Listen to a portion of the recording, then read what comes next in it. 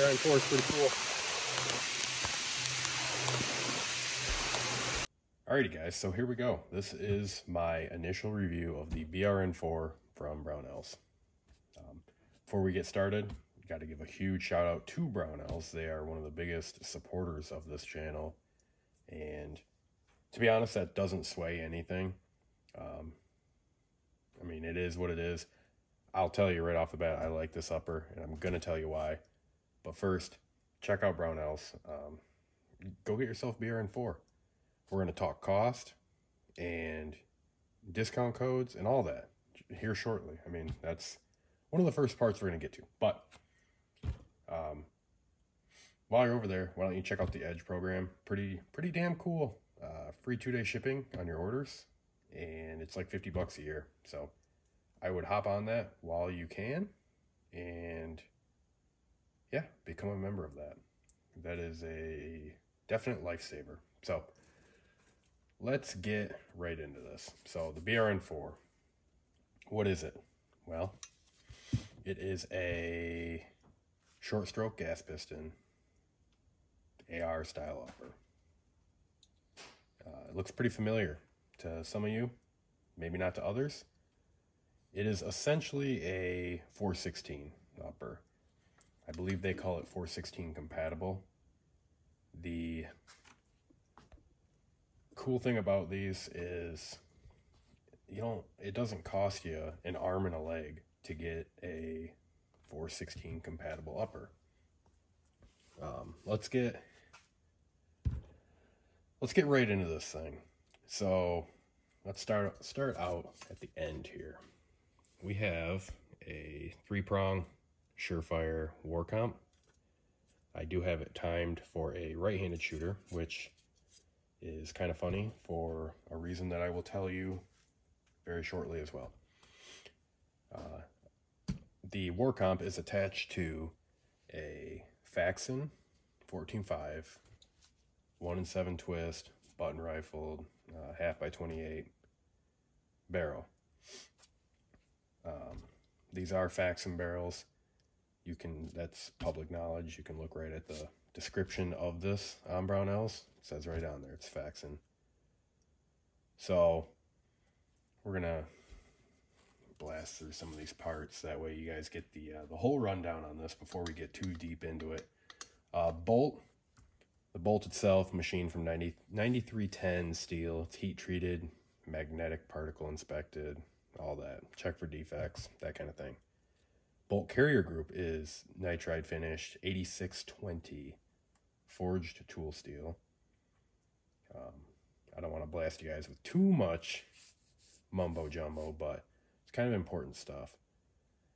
Gas block, machined from 4140 steel. That's also nitrided. It's pinned, so you got 2 coil pins. And also a cool thing about this gas block is it has a alignment tab on the gas block itself that interfaces with a notch on the barrel. So you get it lined right up, right where you need it. It's already cut for your pins, so you get a rock solid mount for your gas block, and you know it's where it needs to be. So if it's not, then you got some issues, and you will probably know as soon as you start shooting it. So like I said, short stroke gas piston, so it's a stainless steel piston.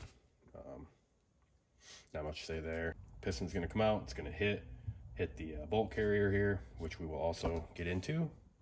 I'm going to break it all down, show you guys. Last thing I believe is we have a billet aluminum upper. It's a nice piece. I mean, some of these spots are kind of hard to reach. I'm going to try to show you. So some of these hard spots to reach, I mean, it is what it is when you're talking about machining and stuff like that. You're going to get some funny tool marks on here. Same thing with right in here. You can see it. Focus. There you go. See that? Little funny tooling marks, but hey, doesn't affect the upper itself. So let's get right into the cost. So that's going to be a big thing for everyone. The cost for this right now,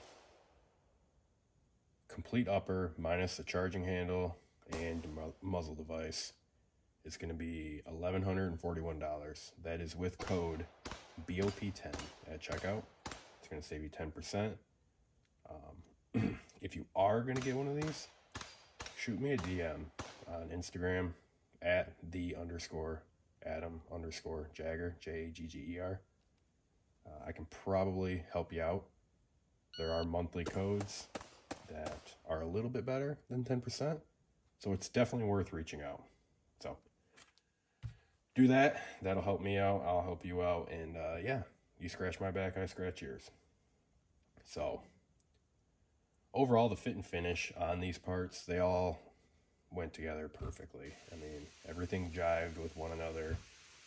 And I mean, it was pretty seamless for the most part. Definitely, I mean, if you're new to building stuff, you can 100% do this. I mean, if you have a torque wrench and you have a vise that you can get this stuff in, then you're essentially good to go. The way I had this set up, I'm going to flash up some pictures here. I had a EXPS2 on the standard EXPS QD mount. The reason being, as you can see, I hope that wasn't out of focus this whole time. You can see our upper has a lip right here. So the height of that upper, maybe focus. Anyways, you get the picture.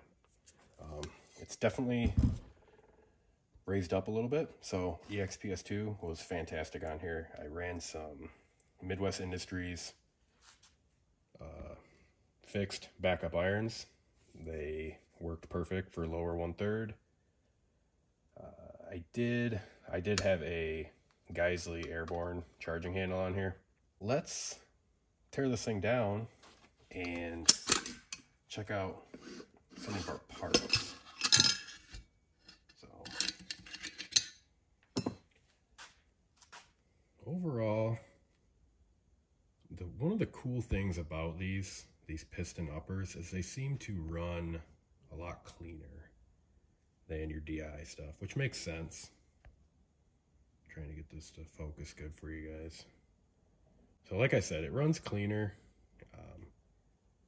I don't see any excessive wear on here. Let me spray this off real quick. All right, so we sprayed it down with our Shooter's Choice, but Otis quick scrub there. And you can see, I mean, we got pretty normal wear in all the spots you'd expect. I don't see anything out of the ordinary on here. One thing to note that these are spring, how do you say, spring assisted, I guess, bolt carriers. So it has a spring in there, pushes forward. Figure I need to mention that. So I don't see anything goofy on the bolt carrier. Alrighty, so I figure, well, before I move on, let's tear into the bolt and make sure everything's good in here.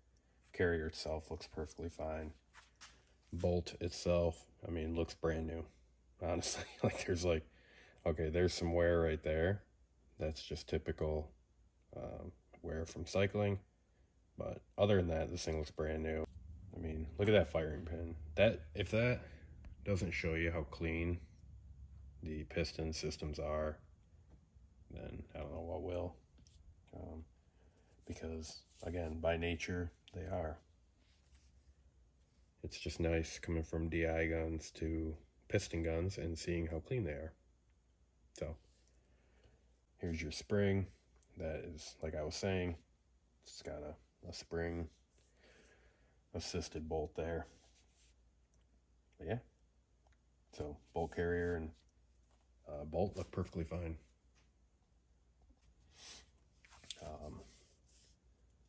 That being said, let's get into, yeah, we're gonna go out of order here. So I believe I'm right around 1,200 rounds on this before today. I did put some on it today. And I get it. That's not a ton of rounds, but hey, ammo is expensive. And if you're trying to do this, you can't just sink all your money into one upper.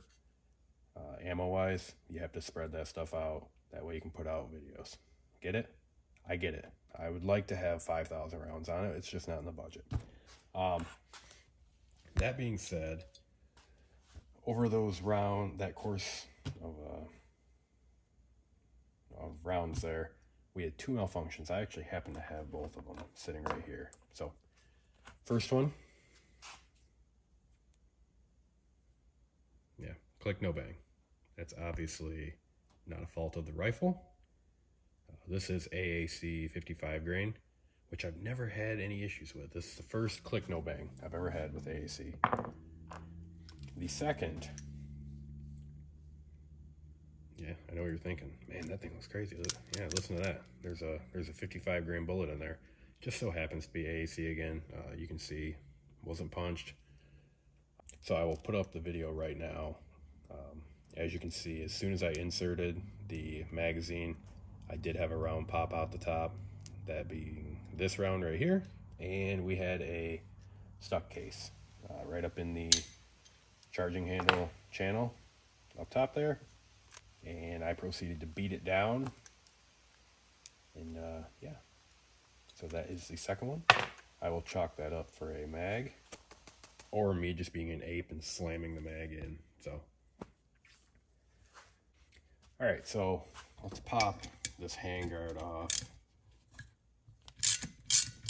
and check out underneath it.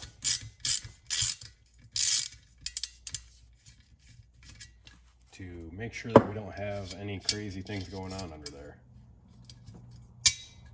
So there is your handguard bolt, just goes right through. And then there we go. Good tight fit on the barrel nut there, which is good. I mean, that's what we want. All right, so let's check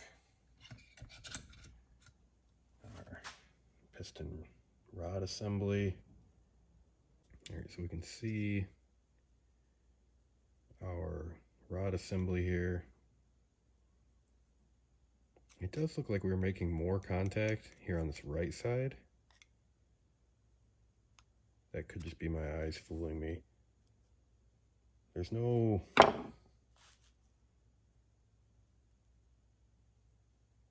deformation or anything on there, which is that's the only thing I was really concerned about. I didn't want there to be any like mushrooming or anything. And the piston side's fine too. That side is clearly fine. Spring works perfect. All right, let's take a peek at the piston here. That also looks perfectly fine. We will spray this down as well to double check, but everything looks fine on there. I mean, there's really nothing that can go too bad. Gas rings look fine.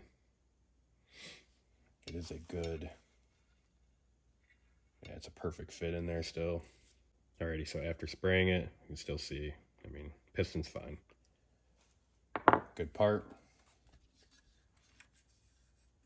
So yes, okay, I had to confirm this. This is a vented gas block here. There you go. You might be able to see that right now. You can see my hand through the gas block. So if you're over gassing, it's going to be coming out the front of that gas block. There is the gas block tab. So there's your gas block tab and the recessed portion in the barrel to align it. You can see our 2 pins, cross pins right here. Yeah, very solid setup. That ain't going nowhere. So we do have our bushing right here at the front. That everything was fine with that. That just screws right in. Other than that, we have a bunch of powder in here from the stuck case, because that was just dumping powder into the upper here. And then, as for our chamber area, just nice and dirty. Nothing weird in there. Obviously, it's easier for me to see in there, but yeah, just dirty old chamber there. Alrighty guys, so let's get right into how does it feel shooting the BRN-4? How does it feel owning it? How does it feel running it? Right off the bat, ergonomically, it's excellent. It's just like your standard DI AR-15 pattern rifle. Essentially takes all the same. I mean, you throw it on a standard AR lower, all your accessories, optics, lights, it's M-lock. There's only, I mean, so your barrel, bolt carrier, and handguards. That's your different stuff there. You do have the offering from Midwest Industries, which is the one I have on there. Super solid. I'm gonna do a separate video on that because I think it deserves it. It's a hell of a handguard. You have the Geisley, or you have the standard HK stuff. So, ergonomically fantastic. Let's talk about felt recoil. So, this being a 5.56 chambering, it's extremely manageable to begin with. Being a piston, it cycles very smoothly. Especially having the war comp on there. It's a very flat shooting rifle. 14.5, it's got a good weight to it. So naturally your piston gun is going to be a little heavier. It's going to be a little front heavier. It's got the piston and everything. It doesn't have just a tiny little gas tube on it. But you can see felt recoil. This thing's perfectly fine.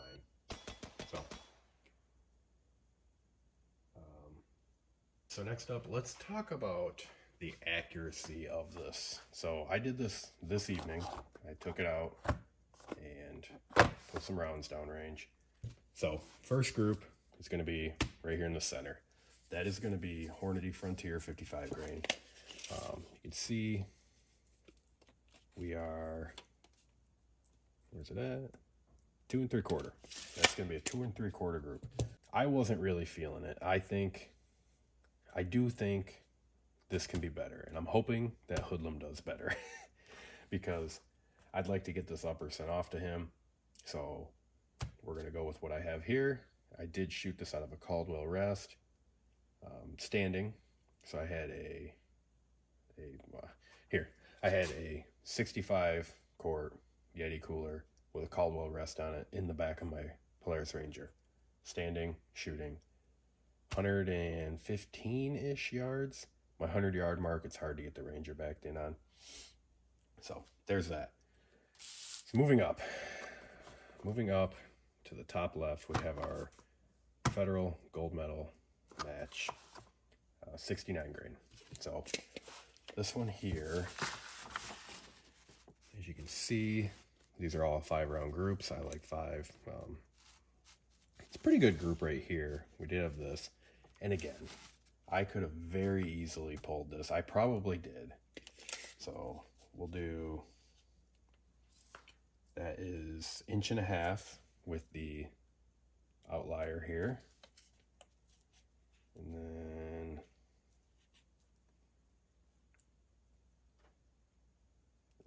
that's gonna be, we'll say, just under 1 inch. It's 15/16 from here to here.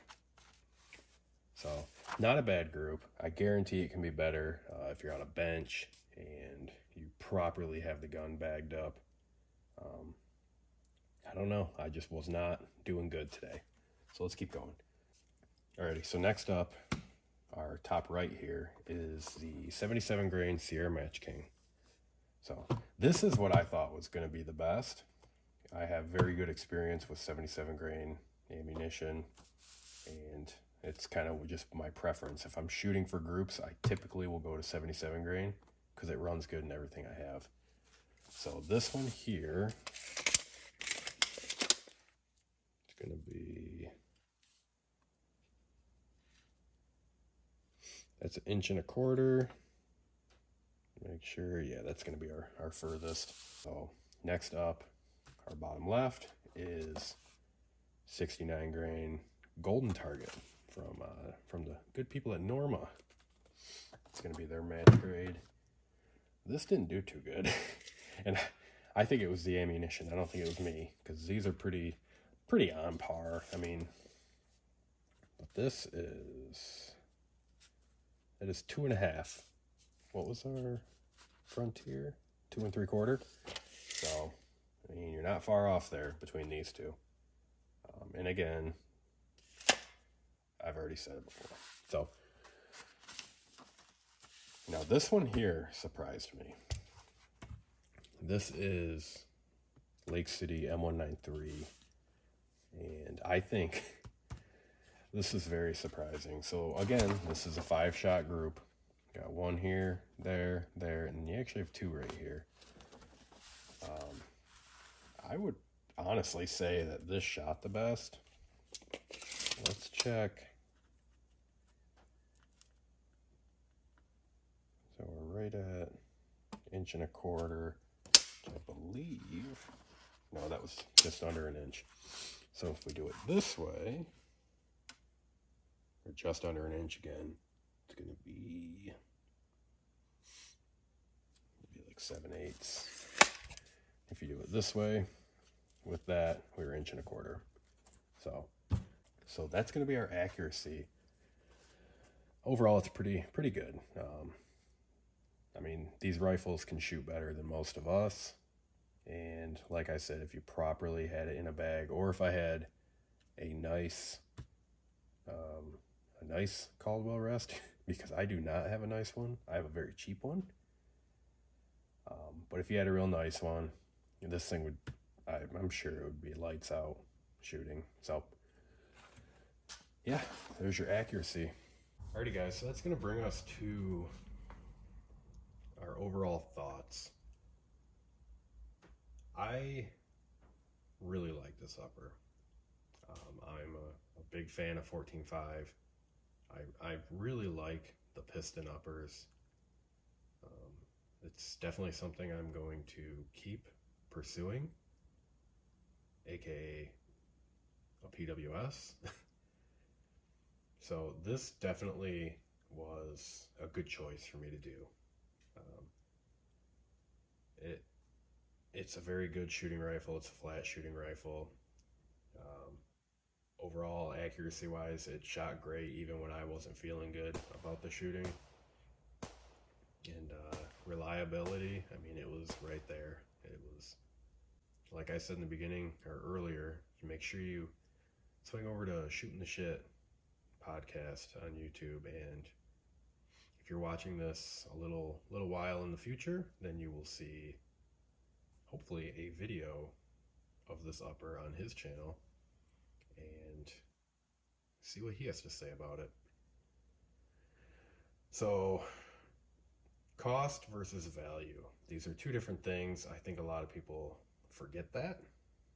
So cost, like I said, you are right at $11.41 for this upper, without the charging handle, without the muzzle device. So you're just shy of $1,200. I can think of a few uppers right offhand that are in that ballpark.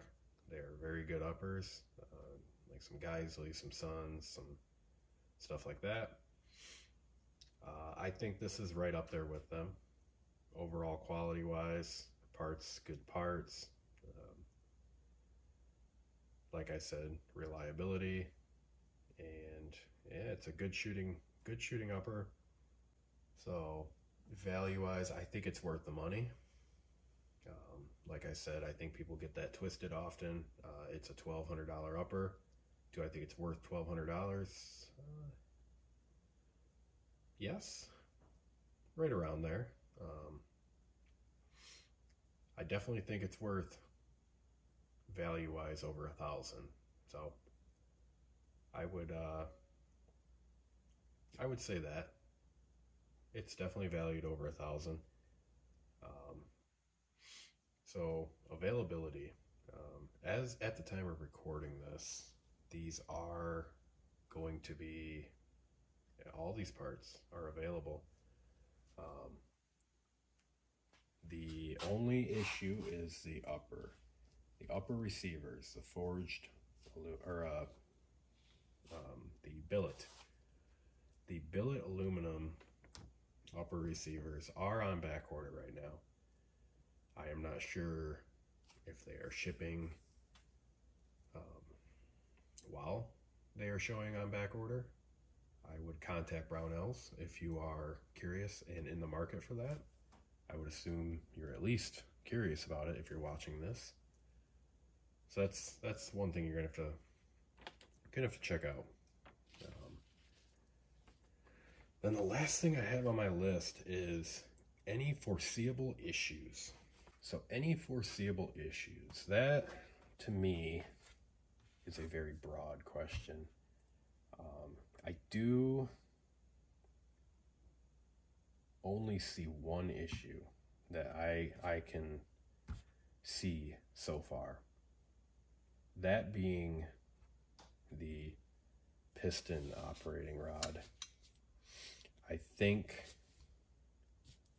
that rod is not contacting the bolt carrier flat. So the bolt carrier itself looked fine, but we seen on the end of this rod that it looked like it was only contacting on the one side. Do I think it's a major issue? No, not right now. Most people are lucky to put 500 rounds on these rifles, on their rifles, a year. So I think a lot of people could get one of these and own it their entire life and maybe never see an issue with it. That being said, if you shoot a lot, I plan on shooting this a lot more when I get it back from Hoodlum, and we will see. So I'll leave it at that. We will see what happens with it. I don't think there's anything else to go over with this thing. I think it's a pretty damn good upper. I really like it. I already miss it, and I haven't even sent it out yet. So, do I think you should get a BRN-4 upper? Yeah, I do. If you're serious about shooting and you are willing to spend the $1,200 to get one, then yes, I do. If you want a nice upper, a very solid handguard here from Midwest, yeah, I would definitely recommend these. And if you have any questions about the BRN-4, make sure you guys leave them down below. Other than that, guys, that's all I got for you. If you have any questions that I didn't hit, leave them down below. Make sure you guys check out the homies in the description. You'll find all the guys there. Make sure you check out Brownells. Use code BOP10 over there on orders over $150 to save 10%. Make sure you're checking out Midwest Industries. Brownells carries, I think, the entire Midwest Industries product line. Make sure you check out TAC 11. So that's a new name you haven't really heard on these videos. That is going to be a armor and plate carrier company. They have what is called the noontime carrier. It is a 12-ounce carrier, which is, I believe, the lightest on the market. And it's a full feature carrier. Has kangaroo pouches for your mags, cummerbund, all that. And if you pair it with their special threat rifle plates, you can have a fully functioning operational plate carrier with plates under 6 pounds, which I thought was very, very impressive. That is why I'm mentioning it right now. So check them out. I'll have a link to them in my link tree, which is always down in the description of these videos. But other than that, guys, I will not take up any more of your time. Leave any questions down below for the BRN-4. And yeah, go check them out at Brownells. Thanks for watching.